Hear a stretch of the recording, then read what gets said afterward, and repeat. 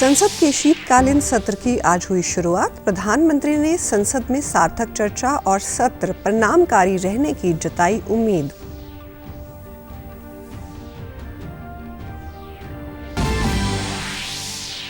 पंजाब के मुख्यमंत्री ने राज्य की 4 विधानसभा सीटों के उपचुनाव के नतीजों को राज्य सरकार की जनहितैषी और विकासकारी नीतियों के पक्ष में बताया जनता का जनादेश।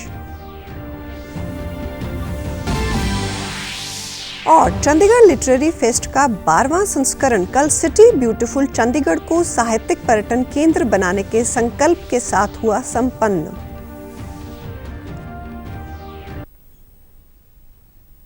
नमस्कार, चंडीगढ़ से आपका स्वागत है। मैं हूं शैली तनेजा। अब समाचार विस्तार से। संसद का शीतकालीन सत्र आज से शुरू हो गया है। सत्र की शुरुआत में लोकसभा की कार्रवाई के दौरान अध्यक्ष ओम बिरला की अध्यक्षता में दिवंगत नेताओं को श्रद्धांजलि देने के बाद कार्रवाई दोपहर 12 बजे तक स्थगित कर दी गई। राज्यसभा की कार्रवाई भी दिवंगत सदस्यों को श्रद्धांजलि के बाद 12 बजे तक स्थगित की गई। इसके बाद सदन की कार्रवाई बुधवार 11 बजे तक के लिए स्थगित कर दी गई। इससे पहले प्रधानमंत्री नरेंद्र मोदी ने मीडिया को संबोधित करते हुए कहा कि शीतकालीन सत्र परिणामकारी हो। उन्होंने कहा कि संसद में बेहतर चर्चा के लिए सदस्यों को योगदान देना चाहिए। उन्होंने विपक्ष पर निशाना साधते हुए कहा कि जिनको देश ने नकार दिया है वो संसद को बाधित करने का काम कर रहे हैं। वे संसद को भी मुट्ठी भर लोगों के हुड़दंगबाजी से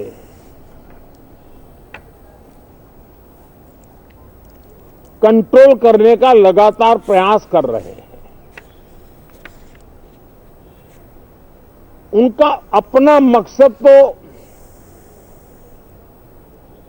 संसद की गतिविधि को रोकने से ज्यादा सफल नहीं होता और देश की जनता उनके सारे व्यवहारों को काउंट करती है।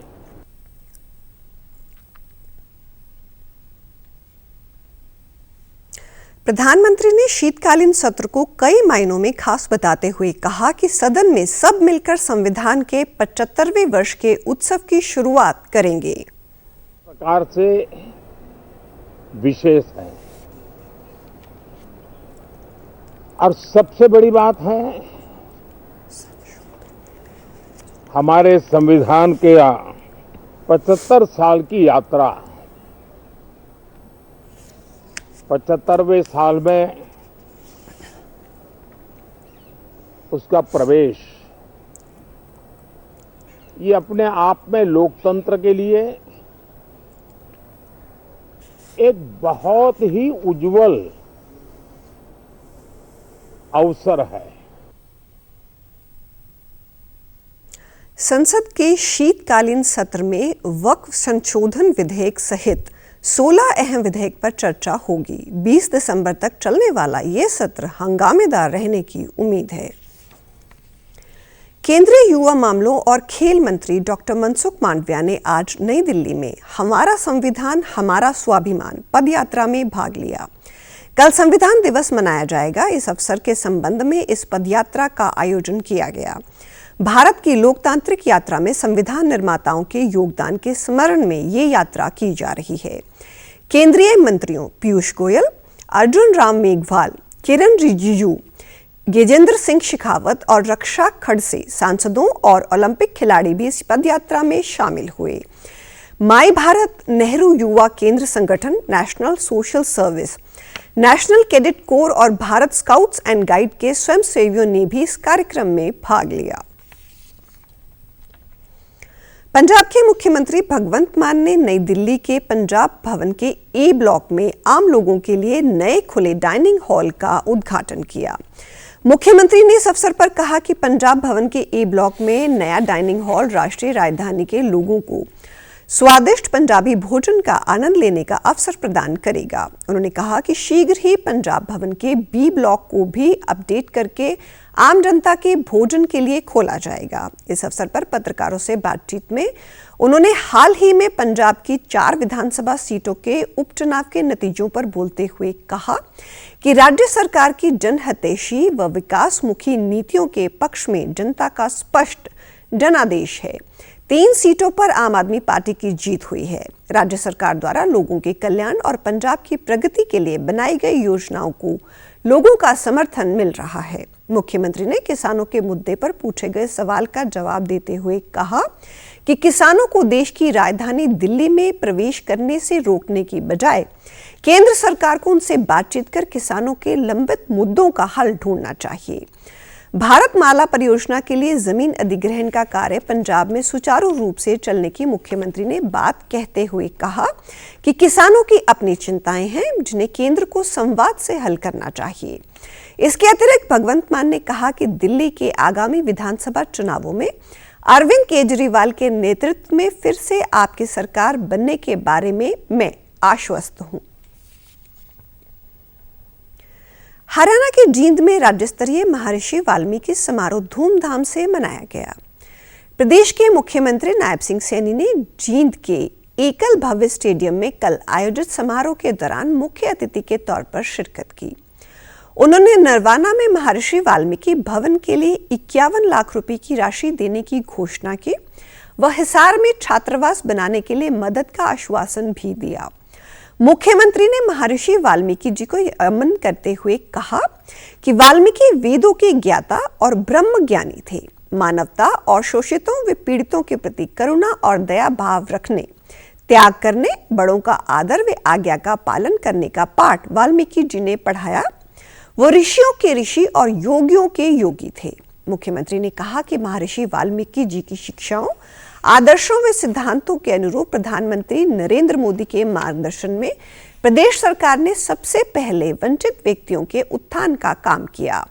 नायब सिंह सैनी ने कहा कि अपने चुनावी संकल्प पत्र के वायदों को पूरा करते हुए राज्य सरकार ने अनुसूचित जातियों के आरक्षण का 2 वर्गों वंचित अनुसूचित जाति और अन्य अनुसूचित जाति में वर्गीकरण लागू किया है।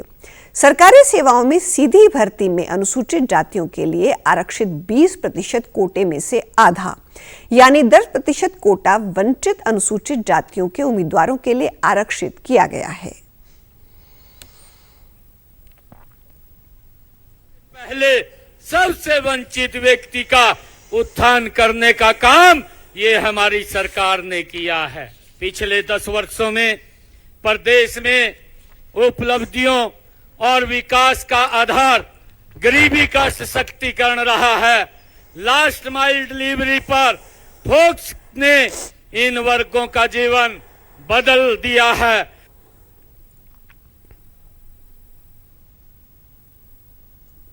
मुख्यमंत्री ने कहा कि प्रदेश सरकार लगातार नागरिकों के उत्थान के लिए कार्य करती रहेगी। सरकार ने संत महापुरुष विचार सम्मान व प्रसार योजना चलाई है, जिसके तहत महापुरुषों की जयंती को राज्य स्तर पर मनाया जा रहा है।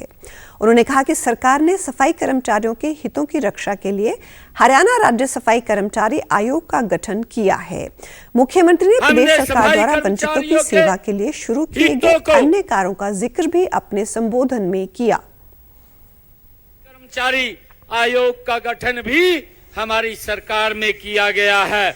हमने तीसरे कार्यकाल में सफाई कर्मचारियों का वेतन जो 16,000 से 17,000 रुपए था, अब उसको बढ़ा करके 26 से 27,000 रुपए करने का ये संकल्प ये हमारी सरकार ने लिया है।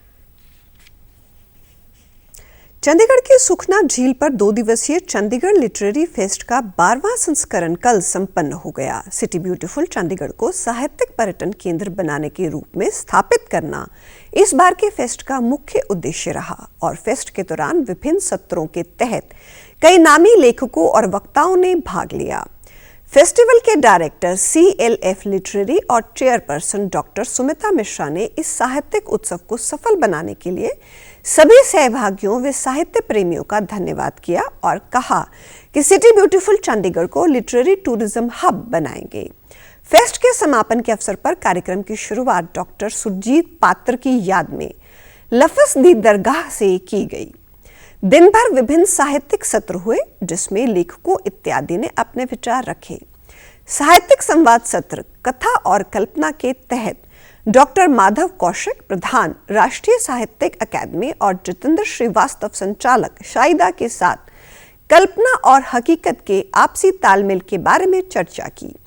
दोनों वक्ताओं ने अपनी कविताएं भी सुनाई। इतिहास व कहानियों के बारे में बताते हुए ईरा मुखोते ने भी सत्र के दौरान अपने विचार रखे। तो बहुत ही वेल रन ऑल्सो, जो यंग वॉलंटियर्स हैं इन्होंने बहुत ही absolutely magnificent job they have done. जैसे हमारा जो फेस्टिवल है वो उन दो चीज़ों को लेके चल रहा है जो ज़िंदगी की सबसे बेहतरीन तो हैं, सबसे ज़रूरी भी हैं। एक करुणा और एक असहमति, कंपैशन और डिसएग्रीमेंट। साहित्य इन दोनों के ऊपर खड़ा है। साहित्य नहीं, पूरी दुनिया इस दोनों के ऊपर खड़ी है। पंजाब के रूपनगर में आयोजित 32वां Dashmesh hawks all India hockey festival BSF ने जीत लिया और इस हॉकी फेस्टिवल के समापन समारोह में पंजाब के कैबिनेट मंत्री हरजोत सिंह बैंस मुख्य अतिथि के तौर पर शामिल हुए।